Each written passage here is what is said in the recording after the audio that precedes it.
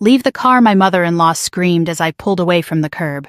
In the rearview mirror, I saw Patricia running after the Porsche in her white sandals, one hand raised as though she could order me to stop. My 3-year-old son Noah sat quietly in his car seat behind me, clutching the little red truck he carried everywhere. Patricia believed the Porsche belonged to her son. She believed the house behind her did too. By breakfast the next morning, that illusion would begin to collapse. 20 minutes earlier, our backyard had been full of folding chairs, paper plates, and relatives celebrating my father-in-law George's retirement. The cookout was being held at our home in Fairfax County, Virginia.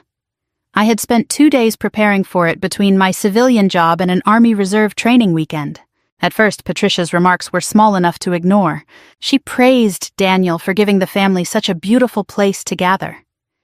Then she told his aunt that my reserve duties were a hobby that kept me away from my responsibilities.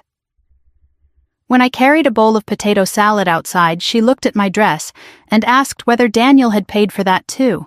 A few people lowered their eyes. Nobody challenged her. Daniel stood near the grill, pretending to be busy with the hamburgers. I had been married to him for 5 years. I knew the expression on his face. It meant, "Please let this pass." For years, I had done exactly that because I mistook silence for peace. Then Patricia crouched beside Noah and smoothed his hair. One day she said loudly, "You'll understand that your father is the one who keeps a roof over your head." I set down my glass. "Patricia, please don't undermine me in front of my son." The yard went still. Even Noah looked from her to me. Patricia rose slowly. "After everything this family has done for you, you choose George's retirement party to disrespect me. I asked you not to say something untrue to my child." She pressed a hand to her chest. Daniel finally left the grill, but he did not come to my side. "Claire apologized to my mother," he said.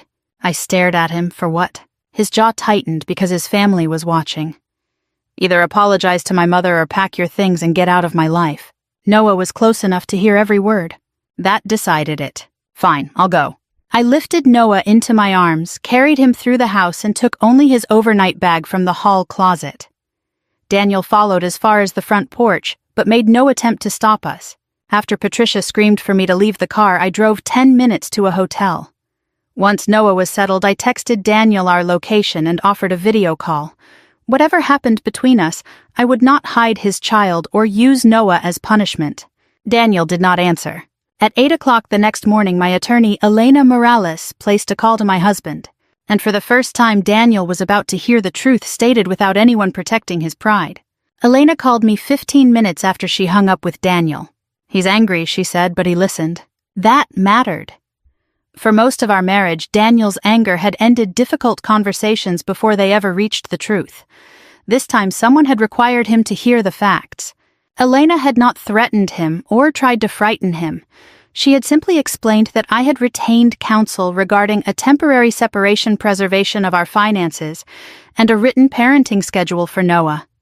She also told him that neither the house nor the Porsche could be sold, borrowed against, or transferred while ownership records were being reviewed.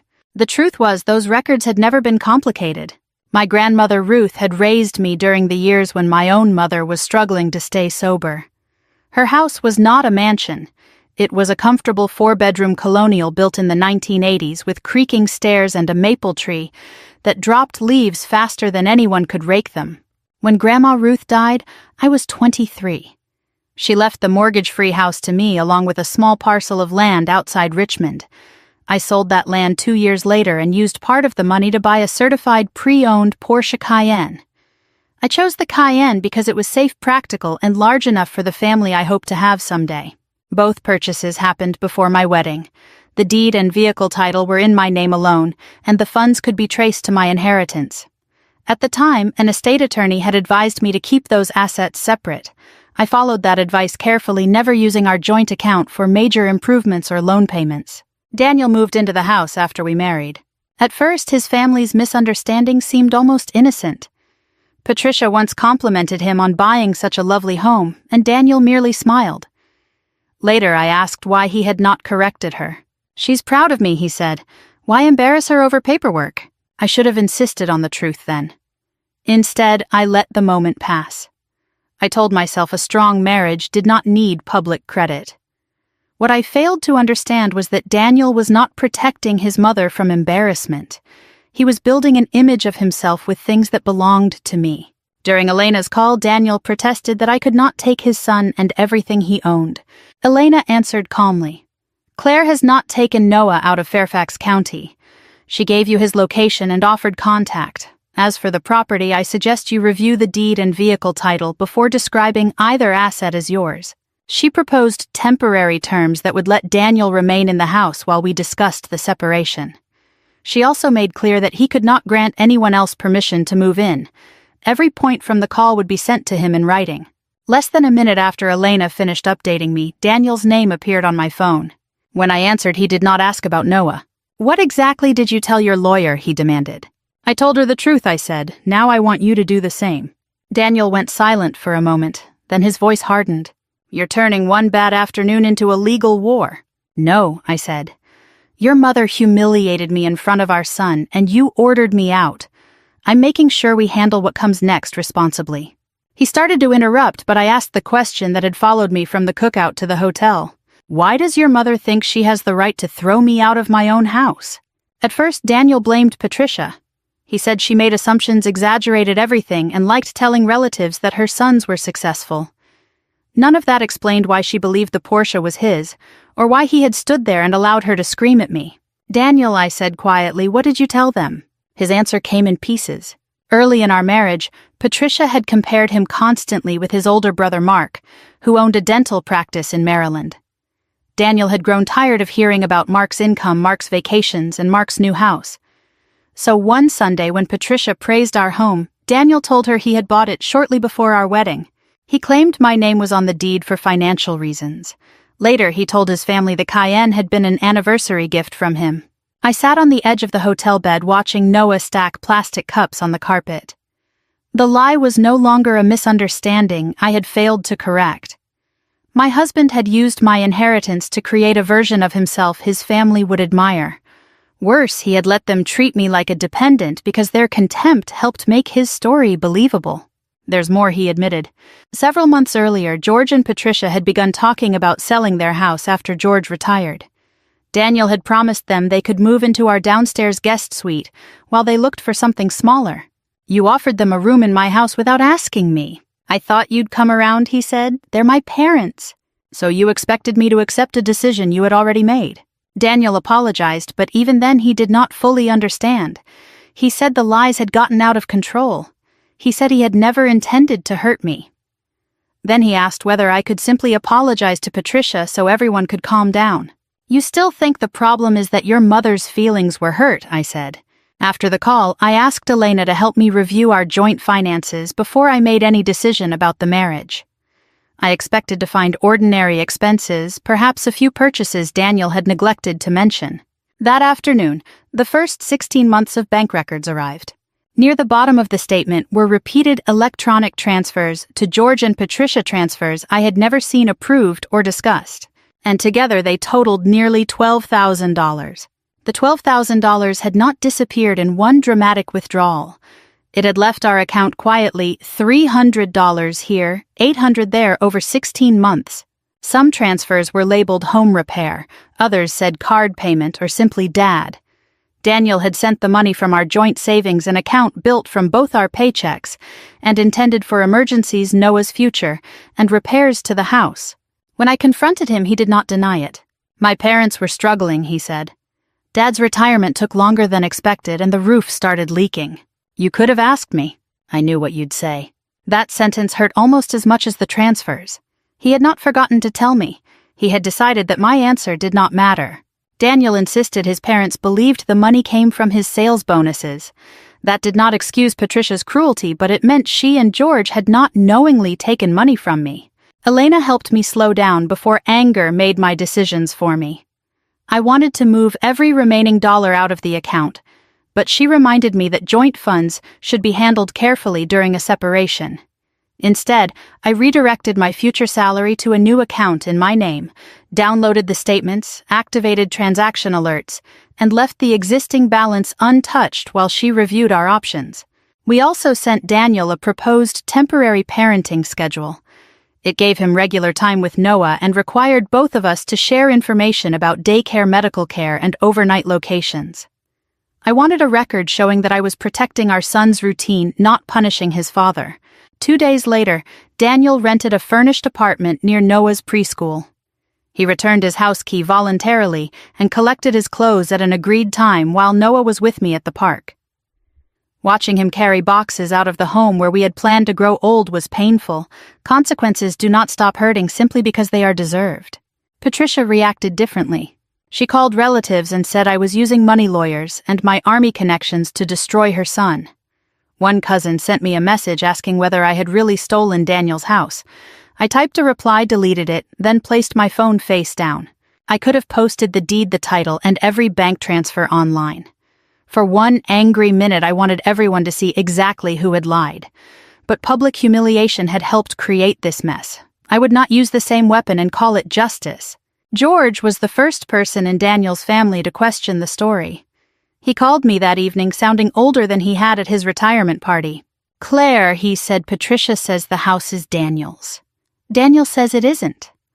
And now I'm learning the money he gave us came from your joint account." He paused. "I think this family needs to hear the truth from beginning to end." I agreed to one meeting in a neutral place, but I gave him a condition. "I won't expose Daniel for him," I said. "If we meet, he tells all of you himself."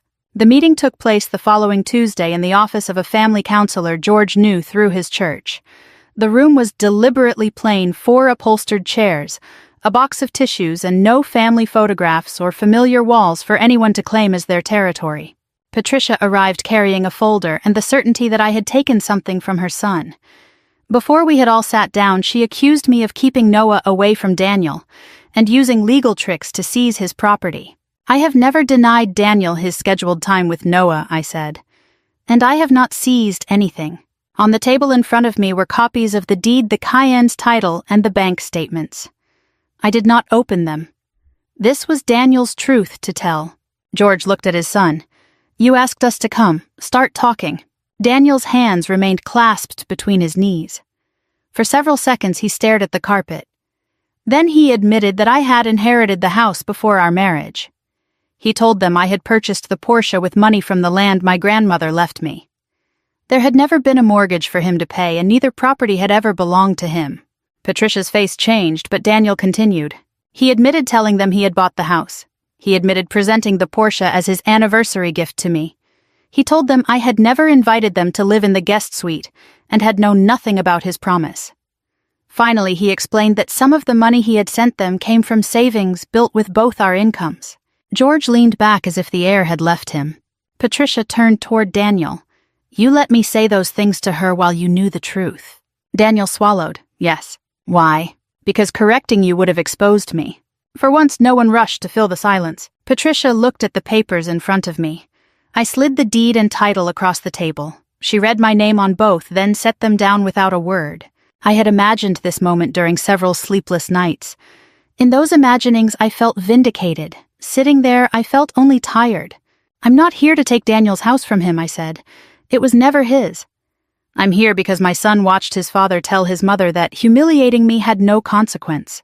Patricia's eyes filled, but her first attempt at an apology still protected her pride. "I'm sorry if you misunderstood what I meant." "I didn't misunderstand you," I replied. "You said exactly what you meant, and Noah heard it. An apology begins with naming what you did, not questioning how I heard it." George lowered his head. Daniel did not defend her. The counselor asked what I wanted from the meeting. I said I wanted the lies corrected, the money accounted for, and every adult in the room to understand that Noah would not be used to carry messages or choose sides. Then Daniel looked at me with a fragile kind of hope. "Now that everything is out," he asked, "can we go home and work this out?" I held his gaze. "No. Knowing the truth does not erase what happened. The separation continues." The words sounded firm in the counselor's office. Driving back to the hotel, however, I cried at a red light where no one could see me. I had not wanted to defeat Daniel. I had wanted him to stand beside me when his family humiliated me. Now he was living in a furnished apartment. I was preparing to return to a quiet house, and Noah kept asking when we would all eat breakfast together again. Daniel's consequences were real, but they were not cruel. He still had his job, his income, and regular time with his son. What he no longer had was the comfortable image he had built around property that was never his. 2 days after the family meeting, he sent a written message to every relative who had attended George's retirement cookout. He stated plainly that I had owned the house and Porsche before our marriage, that I had contributed substantially to our family, and that he had lied because he was ashamed of feeling less successful than his brother. He also wrote that I had not kept Noah from him. Daniel showed me the message before sending it, but he did not ask me to soften it. He also signed a repayment plan for the money taken from our joint savings. The monthly amount was manageable, and every payment would be documented. Then he began meeting with an individual counselor to confront a habit he had carried for years. Whenever he feared disappointing his mother, he lied, delayed, or allowed someone else to absorb her anger. A week later, Noah and I returned home. His toys were exactly where we had left them. Daniel's coffee mug still sat beside the sink. I put it in a cabinet because I could not bear to see it yet. I could not bring myself to pack it away. That evening, while I tucked Noah into bed, he asked, "Did Daddy leave because Grandma said Mommy was bad?" The question struck deeper than any argument about money. "No," I told him. "Daddy left because the grown-ups need time to make better choices. You did nothing wrong, and Mommy and Daddy both love you." The next day, Daniel and I repeated that message together during a video call. We used simple words and made no promises we could not keep. The following Saturday, Daniel brought Noah home after their afternoon together. While we stood at the front door discussing preschool, Patricia's car pulled into the driveway. She walked toward us without calling first. "I need to see my grandson," she said. "This has gone far enough." I felt Daniel tense beside me. Months earlier, that tension would have become my burden. This time, he stepped between Patricia and the doorway. "Mom, you don't enter Claire's home unless she invites you." Patricia stared at him. "You're choosing her again." "No," he said. "I'm finally taking responsibility for what I helped you do." She left angry, but Daniel did not chase her or ask me to excuse her behavior. That night, Patricia left me a voicemail. For the first time, her apology did not begin with the word "if." Patricia's message was nearly 4 minutes long. "Claire, I humiliated you in front of Noah," she began. "I treated you as though you were living on Daniel's generosity. I screamed at you about a car that was never his, and I helped make your little boy feel unsafe in his own home." Her voice shook, but she did not blame confusion stress or anything I had said. "I was wrong. You do not owe me forgiveness. I only wanted to say that clearly." I listened twice. The apology did not repair what had happened, but it was the first time Patricia had spoken about her behavior without reaching for an excuse. Over the next 3 months, Daniel continued to follow the parenting schedule. He arrived on time, paid his share of Noah's expenses, attended counseling, and made every scheduled repayment to our joint savings. He never used Noah to ask when he could come home. Patricia did not call again until she sent me a short message asking whether I would meet her and George in a public place. I agreed to 30 minutes at a quiet park near the library. She looked smaller without an audience around her. George sat beside her on the bench, but he let her speak for herself. Patricia told me that George's retirement had frightened her more than she had admitted. Their savings were thinner than she had believed, and she feared becoming dependent on their children.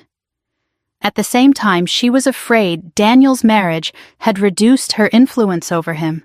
His stories about the house, the Porsche, and his success reassured her that she had raised a son who could protect everyone. "So I clung to that picture," she said. "And when you challenged it, I treated you like the threat." I appreciated her honesty, but I did not let understanding become permission. "Fear may explain why you behaved that way," I said. "It does not excuse what Noah heard." "I know." I told Patricia that any future relationship with my son required clear boundaries. She could not criticize either parent in front of him. Visits had to be arranged in advance. My finances and military service were not subjects for family gossip, and entering my home or spending time with Noah would happen by invitation, not demand. She did not argue. "I'll follow your rules," she said. "They aren't punishments," I replied. "They are the conditions that make a relationship safe." I offered her a gradual path back into Noah's life, brief planned visits, with no pressure on him and no expectation that I would pretend everything was normal. I was not ready to forgive her, but I was willing to notice changed behavior. That evening, Daniel called after Noah was asleep. "My counselor thinks we should meet together," he said. "Not so I can talk you into taking me back. I need to understand whether I destroyed something we can't rebuild." I looked around the quiet kitchen where his coffee mug remained hidden in a cabinet. "I'll attend," I said. "But counseling is not a promise that you're coming home." "I understand." For the first time, I believed he might. I agreed to 90 days of marriage counseling with one condition. "We are not here to decide how quickly Daniel can move home," I told Dr. Evelyn Carter, our counselor. "We are here to learn whether trust can be rebuilt at all." Daniel nodded. Months earlier, he would have argued. Now he listened without defending himself. During our third session, Dr. Carter asked him a simple question. "Whose approval were you protecting at the cookout?" Daniel looked down at his hands. "My mother's. And I protected it at the expense of my wife and my son." Hearing him say it hurt, even though I already knew. He explained that Patricia's disappointment had frightened him since childhood. Whenever she compared him with Mark, he felt like the lesser son. Instead of enduring that feeling honestly, he manufactured success. Each lie gave him temporary relief and demanded another lie. Then Dr. Carter turned to me. "What did silence protect for you?" I wanted to say it protected our marriage. After a long pause, I answered more honestly. It protected me from conflict. I told myself I was keeping the peace. Really, I was teaching Daniel that I would absorb disrespect to keep everyone else comfortable. That admission did not make me responsible for his lies, but it helped me recognize my own pattern. I could not build a healthier marriage by returning to the same silence. Dr. Carter gave us a distinction I carried home with me. "Forgiveness is personal," she said. "Access is earned. Trust is evidence gathered over time." So I watched the evidence. Daniel continued counseling, followed the parenting schedule, and never tried to win me back with gifts. When Patricia had her first short visit with Noah, she arrived 10 minutes early but waited in her car until the scheduled time. She brought a coloring book, asked permission before photographing him, and left when the visit ended. The change was small enough to seem ordinary. That was precisely why I trusted it more than a dramatic promise. George supported the boundaries, too. When Patricia complained once that a 90-minute visit felt cold, he told her, "Claire is not making you pay forever. She is asking you to prove you can be safe today." Daniel also changed how he spoke about the property. He never asked to drive the Cayenne or suggested that the house was legally his. In counseling, he admitted that both had become symbols of the success he wanted others to see, instead of the security my grandmother had intended for me.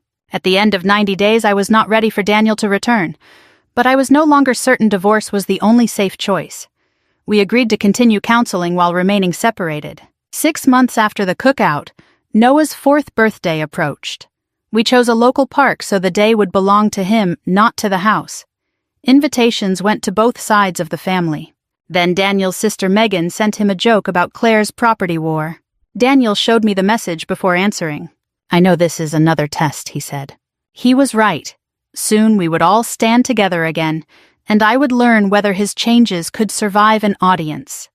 The morning of Noah's birthday, I almost canceled the party. A family gathering had started our separation, and I feared another might undo our progress. But Noah had spent weeks talking about cupcakes, balloons, and the playground's really fast slide. He deserved a day untouched by adult shame. Daniel arrived early with folding tables and did not act as though setting them up earned praise. Patricia and George came at the agreed time. Patricia waited for my invitation before hugging Noah. For the first hour, everything felt cautiously ordinary. Then Megan stood beside the picnic table watching Daniel cut Noah's cake. "So Claire," she said loudly, "did you ever imagine you'd win the whole family property war?" A few relatives gave uncertain laughs. Daniel set down the knife before I could answer. "There was no property war," he said. I lied. The house and car were always Claire's, and she paid the price for the story I told. Megan's smile faded. Daniel did not look at me for approval, or wait until we were alone to explain himself. He corrected the lie while the same people who had once admired it were listening. Patricia surprised me by adding, "That subject is finished, Megan." It lasted less than a minute, but that minute mattered more than every apology Daniel had given. He had defended the truth when doing so cost him comfort. That was the kind of evidence Dr. Carter meant.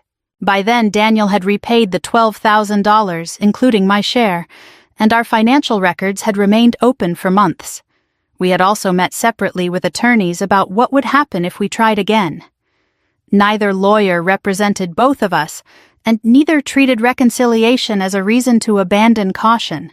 The postnuptial agreement confirmed that the house in Cayenne remained my separate property. It required both of us to approve large gifts to relatives, created transparent household accounts, and protected each spouse from debts the other had not disclosed.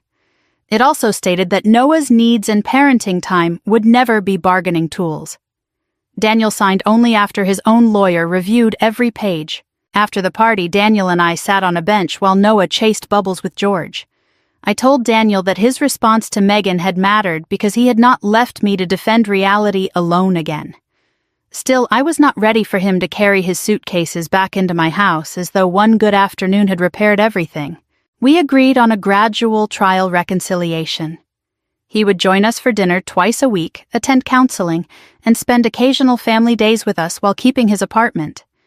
We would review the arrangement after 2 months, according to how safe and honest our home felt, not how badly either of us wanted the old life back. Daniel looked across the park at Noah, then back at me. If I come home someday, can we build something that belongs to both of us, even if the house never does? I understood he was no longer asking for ownership. He was asking whether honesty, shared choices, and daily responsibility could create a home no deed could guarantee.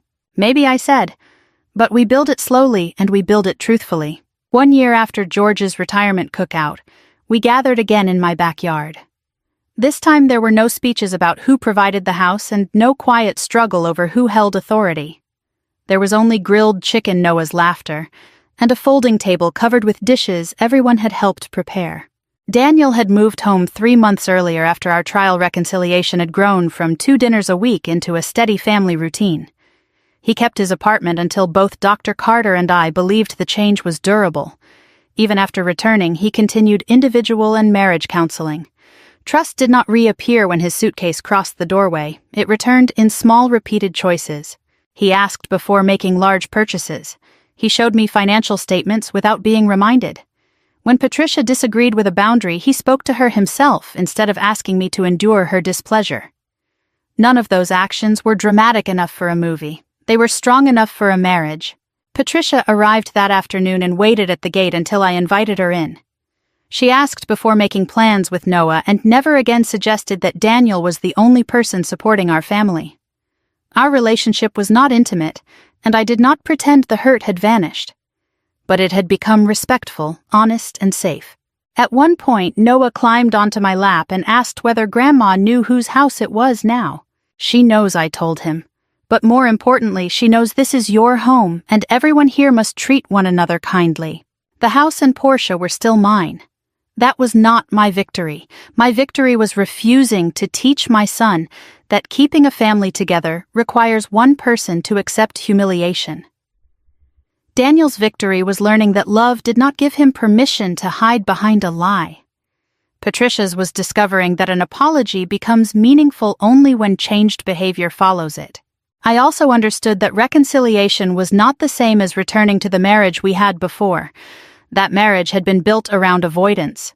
What we were creating now required harder conversations, clearer boundaries, and the humility to admit when either of us was wrong. The legal protections mattered. Separate property records, independent lawyers, documented repayments, transparent accounts, and a written parenting schedule kept fear from turning into chaos.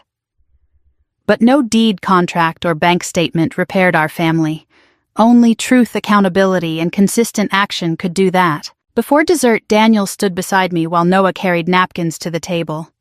He did not call the house his, mine, or ours. He simply said, "I'm grateful to be home." This time, the word home sounded like responsibility, not ownership. My son did not learn that the loudest person owns the house. He learned that love means telling the truth, respecting boundaries, and earning your way back after you have broken someone's trust. If this story made you think about the difference between forgiveness and restored trust, I hope you will share your thoughts below. And if you believe families can heal without pretending the hurt never happened, please subscribe and join me for the next story.